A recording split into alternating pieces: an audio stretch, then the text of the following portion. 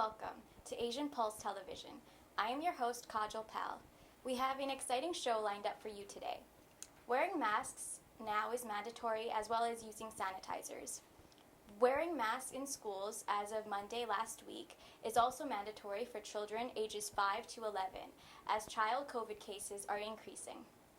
October is Fire Prevention Month, so it's a good time to check your fire alarm batteries. October is also Breast Cancer Awareness Month. Taking care of your breast health applies to both men and women. Happy Navratri to all the people who are fasting and doing 9 days of prayers to Mata Durga Rani Ji, as well as offering prasads to 9 avatars of Goddess Durga. We will be right back after these words from our sponsors. Buying or selling a house is a difficult process. Get Brent Prakash from Saba Realty Limited to find you your dream home, whether it's your first house, upgrading, or investment property. Always at your service with a fast, friendly, and honest opinion. Brent Prakash will guide you through the entire process. Get in touch with him today for a free, no-obligation consultation at 778-840-5866. I understand how important it is to have a place called home, and it's frustrating using your hard-earned money on rent.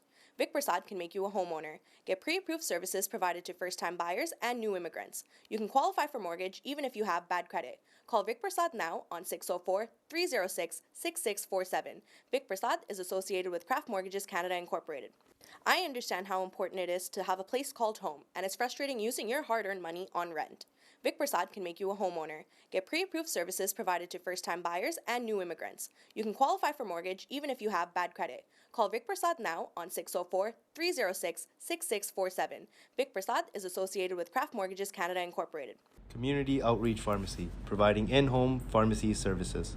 This includes our specialized diabetes and blood pressure monitoring program, Free blister packing, free deliveries, and an in-home injection service throughout the whole Lower Mainland. Call us at 604-777-5601 for more information.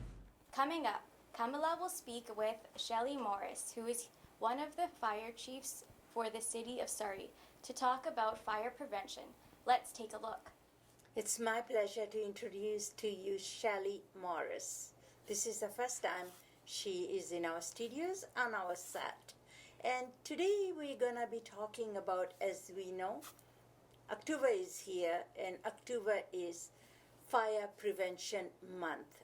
And also October, the first week of October is Fire Prevention Week. So there have been lots of fires, especially residential fires, and people have died. And if we don't take care or do what we need to do to protect ourselves with fire, it spreads very quickly. So we all have to keep in mind of how could we prevent ourselves from dying with the fire.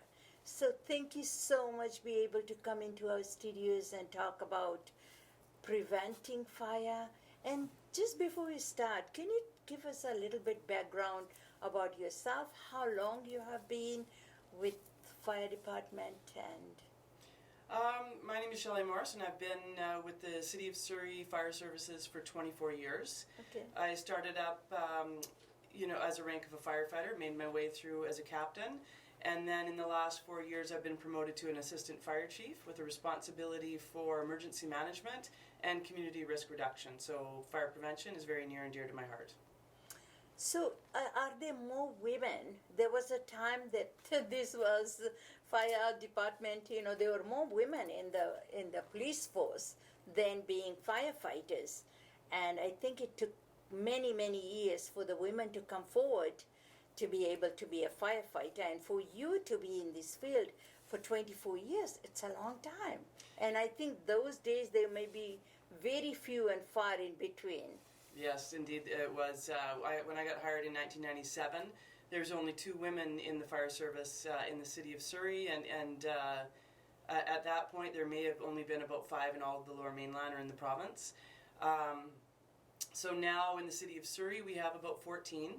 Mm-hmm. So our ranks, we're starting to get up there. There's more women are finding interest in the career. I think they're seeing it as a real viable possibility. As women ambassadors in the fire service, we're definitely trying to get out there and show women that this is a career for any gender. It doesn't matter who you are, what your background is. It's a fantastic career, and it's open to everybody. So we try and show that, and we talk about it so that women can keep an open mind when they're choosing their career paths. So there are more and more women find interest in there and joining the force, which is wonderful, which is great. So you have been and working in Surrey for this long, and for last 24 years, Surrey has grown so much bigger. Like 1,000 people move here every month, and you have to be on the alert and on the go all the time, right? So talk a little bit about what do? You go, you provide education to the people. How can they prevent themselves from having major disaster? Well, we do try to get the education out there, but as you've mentioned, with a city that grows by about 1,000 people a month, it's very difficult to get the word out about what people should be doing, because safety is all of our responsibility. So as much as we respond to all the calls that we need to, sometimes people just don't know what the risks are. So if we can get that education out there, then we can sort of mitigate some of these issues before they start. In the summertime, we have problems with people that dispose cigarette butts out the window and they catch fire in the boulevards. In the city of Surrey, we're very lucky that we don't have a lot of dry trees that we grow here in our parks. So we don't have a lot of the issues that they have in the Okanagan with their wildfires, but we still have a lot of risk, and there still is a lot of danger. People will put out their cigarettes or have open candles near things that can burn, and we have a lot of fires that start that way. And I think people just are not aware, and so then they become careless with how they're disposing, or they walk away from a candle that they're burning. When you always have to have oversight on that, as well as your cooking. There's cooking habits. Most of our fires, actually, when we started doing a lot of prevention 13 years ago, most of our fires were cooking. Now we focused a lot of our attention on the education around cooking fires. So now it's changed. We do get a lot of cooking fires, but it's more the open flame and heating appliances that cause the fires in the homes, which means our education is working. Now, how we get the education there is another problem. We have a program we call Home Safe, and that's about keeping your home safe. That's why we called it Home Safe. And our firefighters, when they go to medical calls, they try and get into a discussion with the homeowners if it's appropriate. Especially if they look around and see if there's a smoke alarm in the house. Sometimes they won't see one at all. And then they'll say, do you realize that you should really have a smoke alarm here to give you early alerts in case of a fire? Another way we do it is I have volunteers now, and that is provided, I started that in 2019, and that has really increased our reach into the city of Surrey. But again, as you mentioned, with the city the size of Surrey, we do it in a very targeted way. So we look at all of our data that shows the fires over the years and who is at greatest risk of having a fire, and we look at homes that are a little bit older than 10 years of age, because when you build a new home, it needs to have a working smoke alarm in it. Yeah. But we know that over time, when we don't check the battery or check its functionality, it will stop working. So it's remembering to check it. And we know people will forget. So I take those volunteers and we go house to house in those areas that we're having fires. So a lot of times it's in North Surrey, in the Newton area, and we knock on the door and we try to get into conversation with the homeowner about whether or not they have a smoke alarm and the need for them to go out and get one, as well as their cooking safety. Now that sounds maybe easy, but we know in this day and age, we don't really like it when people come knocking on our doors. We get suspicious. So they wear a lot of identifiers that identify them as Surrey Fire Service volunteers, just so they can break down those barriers and get into that conversation. But other than that, that's been a very effective program, and we have, as you said, with the increase in population and the building growth in the city of Surrey, we haven't seen our fires go up at the same rate as our buildings have gone up, which is a very, very good sign of an effective program. What is the main course? Like, people cook, most of the people, we all cook, right? And when I was talking to people, they always, and I even go into the homes and I see they have a big pot of frying oil, vegetable oil, that they make pakoras, they make samosas or fried puris and all that, and they reuse that oil over again, and especially when their stove is a gas stove and they put the pot, whatever, inside the oven, which is so dangerous because on the gas stove there is a fire, there is gas all the time. So I've been telling these people, don't do that, not to put that in there, feeling is safe, and whenever it's gonna cool down, then they're gonna drain and put it away. So fire cooking with oil is, I'm not a firefighter, but I also manage a couple of homes, and I see that is so dangerous. So I point that out to the people that live there all the time. Yeah, cooking with oil adds a different element of danger. With fires, especially because we always assume that if we put water on a fire, it'll go out. That's different with oil, because oil will stay on top of water. So what you end up doing is spreading the fire. So the best thing that you could do is smother it with the lid, or if it's in the oven, just keep the door shut and call 911. Because you want to keep it separated from air, so that's why you put the lid on it. But throwing water on it doesn't work, and a lot of people have been burned that way. So that becomes a real big issue, and of course when the oil is been spilt onto the elements or whatnot, then you're going to have a free burning fire. And a lot of the stuff around it is flammable, so it just goes right up into the vent and right into the attic, and it spreads very quickly. And some people, I find that once you are cooking with oil and a phone rings, or the child wants it, or somebody comes to the door or something, and then you don't think that fast, and you say, okay, I'm going to open the door and be right back because that person didn't have the key. Then you started talking and forget that your stove is on with the oil inside, whether you are cooking or frying eggs or something, because I think once you are cooking, must be standing by the stove, regardless of any phone call, any phone ringing on anything like that. Yeah, and those are our tendencies, right? Is to go answer the door and do those things, but that is exactly it. It's as soon as we leave the area of cooking, we don't have that oversight on what's going on or what can go wrong. Having children around is we just would never forgive ourselves when our children get burned because we weren't there, right? And it's just it's so devastating for them. So it does happen. We get careless because we cook all the time. Yeah. Right, and then there's always something to distract us. Yeah. So it's just being vigilant at all times, and it's a difficult thing to do. But the better we can remember it, the safer we'll be. As women, we are multitaskers, as we all know that. And maybe sometimes we are still cooking and then do something in the sink, or there are a couple of dishes we start doing, then the fire starts. How important is it for us, or the people that are watching you today, to have those small fire extinguishers?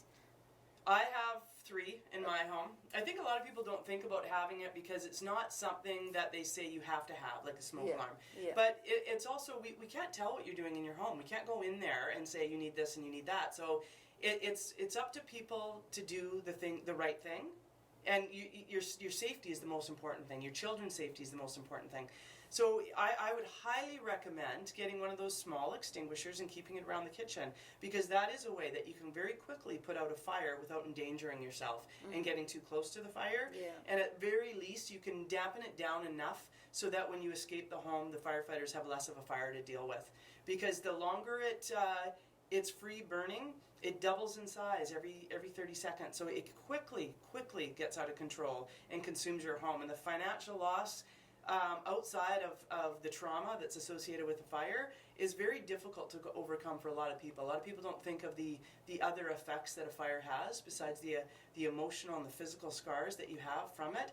It's also a real financial burden to overcome. So I highly recommend having an extinguisher as well as checking that smoke alarm. Make sure it works. And having it outside of the kitchen, not in the kitchen. We don't want false alarms. People will disconnect it when it goes off too much. So just having it outside of the kitchen, but in an area that if smoke accumulated, it would alert you. When is a good time to make sure that the batteries are working, if they're battery operated smoke alarms? Yeah. Because some of them these days are not, but I think a little bit older, you have to check the batteries. Yeah. We always say the time of the year that you move your clocks forward and back, we always say that's a good time to remember to also check your batteries. And it's usually just a press of the button. It's pretty easy. If you don't have, if you're not tall enough to reach it, just get a broom handle. Yeah. You know, and just test it that way. It's very simple to do. Nowadays, a lot of the smoke alarms are lithium batteries, so you can actually get access. It's sealed, because in the past, people were taking out the batteries and using them in the remote controls or wherever else they needed a battery at the time. Yes. Which is unfortunate, but it was something that they were doing. And the smoke alarm companies sort of understood the need to make a sealed battery compartment, so they did. So now those batteries are generally good for 10 years. But I still suggest testing it every year, because I bet you nobody knows when that 10 years expired.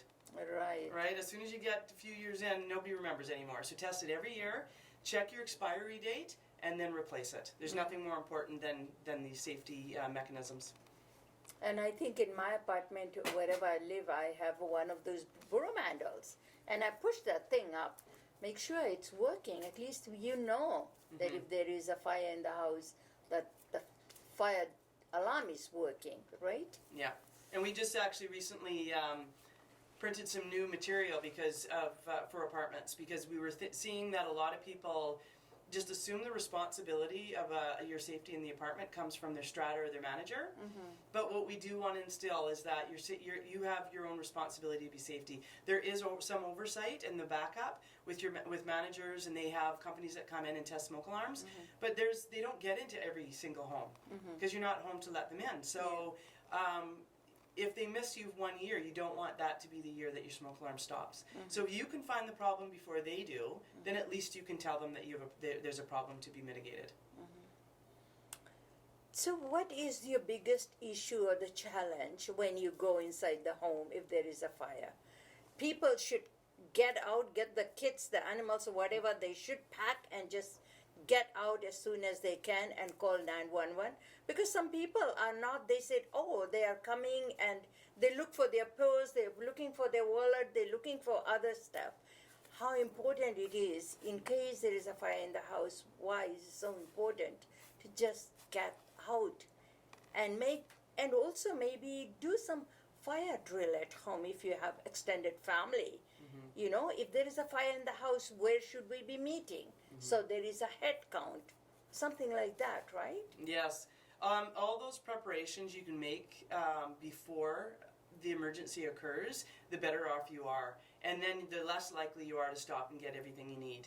Because a lot of being prepared is having that documentation maybe on a cloud platform, and not needing all that stuff because you have backups in other places, or a grab and go kit in your car. Maybe you just have to grab your purse or your wallet or your phone because everything you need is on it. So if you can just grab the one thing and go, if you even have that time. But your safety is your most concern. So it's when people are trying to go in and get other people out, there's no time for that anymore. So having the smoke alarms in every room is really, really important, because if a fire starts in a bedroom or in a basement, and you only have one smoke alarm on the main floor, the smoke has to get all the way to that alarm to notify everybody in the home, and now you're still running out of time. So if you have to gather up all your children or your extended family because you haven't been doing your fire drills, then you have a higher likelihood of getting hurt or like injured or even death. So we do ask that people do drills, and that your children and your family know where you're going to meet safely, so that when the firefighters arrive, you can say everybody is out with certainty. Yeah. So then the firefighters aren't going in searching for people that they don't know is there or not, because then that's less people that are putting out the fire itself.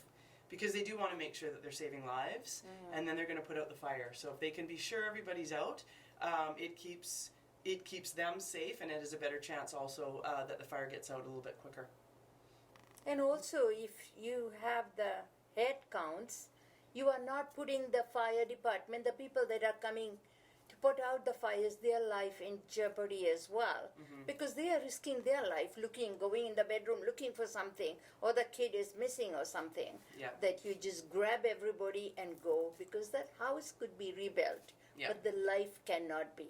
It's very, very important to remember that. Because I was reading somewhere that a big house, about 4,500 square feet or 1,000 square feet, could be burned down to ashes in about 5 to 7 minutes. You know, so I think it's important for the people to hit them hard in the head that everything can be there, but life, if you lose somebody, Yep. can't have that back, right? Yeah, and that's what insurance is for. Yeah. And that's the toughest thing, I think, is when people don't buy insurance and they don't take that time or spend that money for the insurance, because then everything can be replaced. And when they don't get the insurance, then they have lost everything, and then they will take more of an effort to save what they can, because they just wanted to cut corners and save money and think that this will never happen to me. And you know, we have to get insurance for our vehicles when we drive it, but we don't have to necessarily get insurance on our houses. Yeah. And I really encourage everybody to get that insurance so that they have that peace of mind that they can just let their houses burned and they can replace everything. Yeah. So during this fire prevention month or week, what kind of message you want to pass on to the people that are listening to you today? Well, the most important message that I always say over and over is to make sure you have the working smoke alarms. And I've said it, and I'll say it again. I don't think I'll ever stop saying it. The smoke alarms is the key to getting out, because you only have about 3 to 5 minutes, if that. So I think year after year, I will be saying that message over and over. But something that we have seen as well, that's starting to crop up in recent years, is also barbecuing. Is the barbecuing safety. People have them pushed up too close to their houses. So when you have the food and the oil dripping in the barbecue, and then the barbecue is lit, it quickly makes a very big fire. And again, people are walking away from their barbecues, and it quickly goes right up the siding of their apartment or their home and their vinyl siding, and it spreads very quickly. So we're finding that to be a little bit more of a problem of late. And so I would, whenever you're working in fire, whatever shape or form that takes, you have to stay vigilant with it. So barbecue is just one of those many aspects of fires that we have to pay attention to, and it is becoming a problem. Also, as well as your heating units, as we're getting close to winter, people are putting those space heaters up, not storing things on them, making sure your electrical cords are not frayed, so electricity can escape and it gets hot very quickly, the cord. So making sure that it's clear of all combustible items and that all your cords are in good condition. Again, you can replace that heating unit very cheaply, so you're way better off to do that than to be a fire risk. I know you have been a firefighter for 24 years. What was the worst thing? Have you attended one of the fires that still stays in your head, that, you know, sometimes it's a trauma or tragedy, hard to get rid of it, you know, sometimes. We are all human too, right? Yeah, oh yeah. I think firefighters always have memories of the difficult things that they saw. And we talk about it quite a bit because it's different for everybody. We're all different. We're all individuals with different mechanisms for coping. But for me, always the difficulty was seeing the loss of other people and their emotions when faced with it. Especially when you know that a lot of it was avoidable. Accidents are called accidents for a reason. You know, they're almost always avoidable. They're almost always caused by human behavior. And sometimes that human behavior causes a lot of damage. It causes it to themselves, and sometimes it causes it to other people. And then some of the hardest things, I think, to forget are the times when people are disadvantaged and they have a less of ability to fend for themselves, and yet they have a fire or a trauma to deal with themselves, and they don't have the capabilities that some people have to escape it. And that's, you definitely feel for those people that can't escape as quickly. So when they suffer those losses, it just is much more devastating. It comes at a different level. So I have 24 years of memories of those sort of incidences. I think those are some of the hardest ones to get over. Anyhow, thank you so much for coming in and talking to our viewers about how can we all stay ourselves safe. All right. I hope everybody stays safe and checks their smoke alarms. Yeah. Thank you.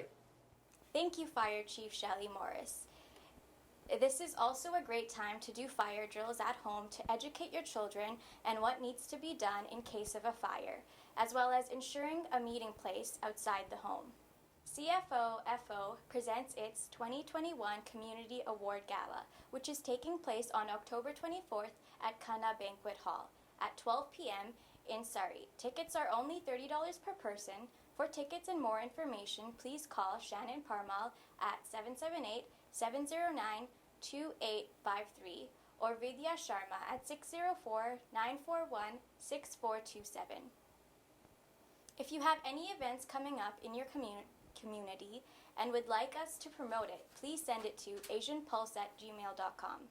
We ran out of time. Hope you have enjoyed the show as much as I do bringing it to you. If you would like to support the show by being a sponsor, please contact the producer at 604-537-5123 or send an email to asianpulse@gmail.com. Before I go, I will leave you with these thoughts. Whether we are concerned with suffering born of poverty, with denial of freedom, with armed conflict, or with reckless attitude to the natural environment everywhere, we should not view these events in isolation. Eventually, the repercussions are felt by all of us. We need effective international action to address these global issues from the perspective of the oneness of humanity and from a profound understanding of the deeply interconnected nature of today's world, by the Dalai Lama. If you missed our show today, you can watch it again on Thursday at 8:30 p.m. and Saturdays at 5:30 p.m. on Channel 4 and Channel 10 in Calgary. I am your host, Kajal Pal, signing off.